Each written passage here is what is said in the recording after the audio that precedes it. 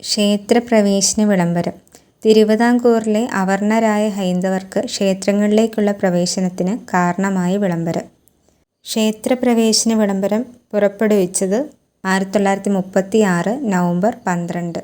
ക്ഷേത്രപ്രവേശന വിളംബരം ചെയ്ത മഹാരാജാവ് ശ്രീ ചിത്തിര തിരുനാൾ ബാലരാമവർമ്മ. കേരളത്തിൻ്റെ മാഗ്ന കാർട്ട എന്നറിയപ്പെടുന്ന സംഭവം ക്ഷേത്രപ്രവേശന വിളംബരം.